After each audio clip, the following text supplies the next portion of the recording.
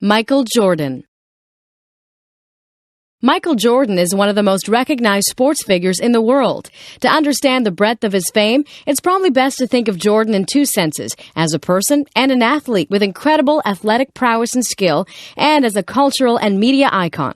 The second way of thinking about Jordan is probably equal to the first. After all, it was his endorsement of dozens of commercial products, spots in movies, and in general, his commercially and market-produced image that made Jordan so famous worldwide.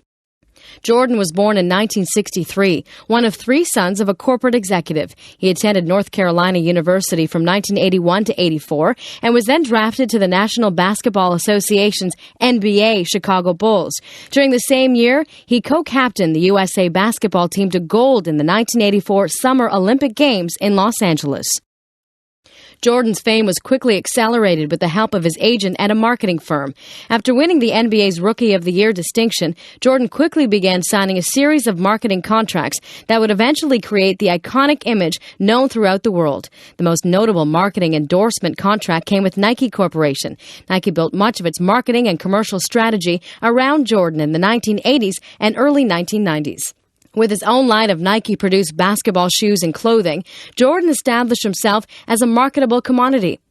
The relationship between Nike and Jordan would be a mutually beneficial one. It elevated Jordan to international prominence while helping push Nike to #1 status as world sports merchandisers. Jordan's athletic status was also aided by the fact that his was a career with relatively little controversy. Unlike many other superstar athletes, social and political controversies surrounding Jordan were rare, and when they did occur, these were minor. In 1992, he got himself into a bit of trouble when he did not allow his image to be used by the NBA for the licensing of leisure wear and memorabilia in the run-up to the Summer Olympic Games. In addition, once at the Games, Jordan, being contractually committed to Nike, refused to wear the official sponsor Reebok's warm-up suits. The issue was resolved when Jordan and his teammates wore the U.S. flag and extra-long lapels to cover the Reebok logo. In 1993, Jordan made a surprise announcement of his retirement from the NBA at the age of 30. He signed as a free agent to play Major League Baseball with the Chicago White Sox and played unsuccessfully, as it turned out, with the White Sox minor league affiliate. Jordan then made a brief comeback in the NBA, only to retire soon after. History will recognize Jordan not only for his athletic prowess, arguably the best the sport of basketball has ever seen, and for his iconic status in the later 20th century world of sports marketing and image production. New Zealand. New Zealand is a country that is located in the South Pacific Ocean. The country is made up of two large islands, the North Island and the South Island, which are separated by a narrow channel of water. Although New Zealand has many beautiful mountains and forests, much of the land is used for farming. In fact, New Zealand has almost 70 million sheep, but only 4 million people. New Zealand's farms are also famous for their delicious fruit, especially apples and kiwi fruit. About 10% of the people who live in New Zealand belong to an ethnic group called the Maori. The Maori came to New Zealand by boats from small Polynesian islands. They arrived about 1,000 years ago and lived by farming, hunting, and fishing. About 200 years ago, many more people came to New Zealand. These people were from the British Isles, and they came to New Zealand to begin farms.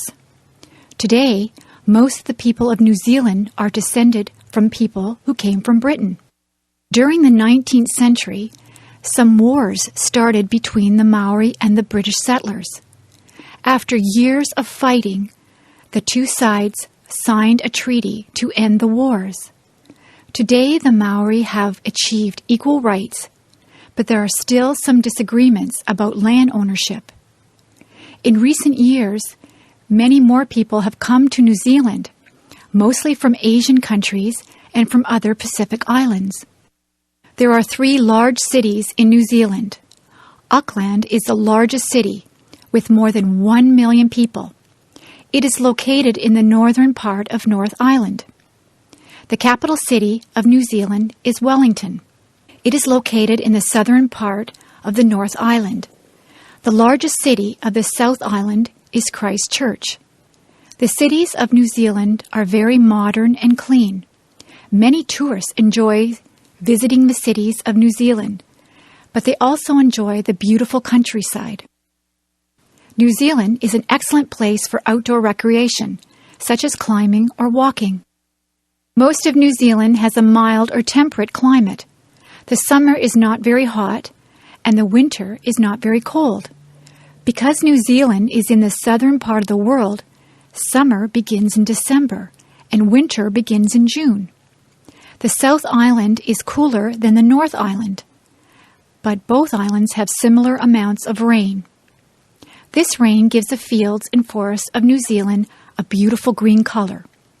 Each year, many tourists visit New Zealand to experience the beautiful countryside and the interesting cultures of its people. Thomas Edison. Thomas Edison was one of the most famous inventors of all time. He was born in a small town in the United States during the year 1847. When he was a young boy, Thomas found school to be very boring. A teacher once told Thomas's mother that he believed the young boy was rather stupid. However, Edison's mother knew better. She understood that her son was very intelligent. She then took him away from school and began to teach him herself. As a young man, Thomas Edison became very interested in inventing new machines. One of his first inventions was a small electrical machine that could be used for counting votes. However, the government was not interested in his invention. But Edison was not discouraged. He continued inventing, and his next invention was an electrical machine that could be used for recording the prices of stock. This invention was very popular and successful. Probably the most famous invention of Edison is the electric light bulb.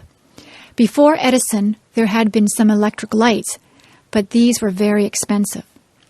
In 1879, Edison invented a new kind of light bulb that could shine for a long time.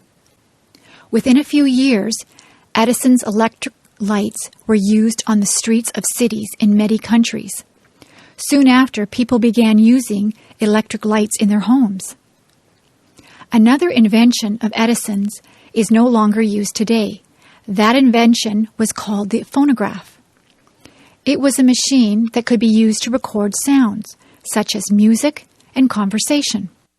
When Edison invented this machine in 1877, it was the first time that anyone had been able to preserve sounds. Today, people do not use the phonograph anymore. Instead, they use compact discs or CDs to record music and other sounds. Edison also helped to improve some inventions that already existed. For example, he made improvements to the telephone and to the cameras that are used in making movies. However, Edison is most famous for his inventions, such as the light bulb and the phonograph. Edison lived to an old age, and he died in 1931. Although Edison was an extremely creative man, he believed that his success was due to many hours of hard work.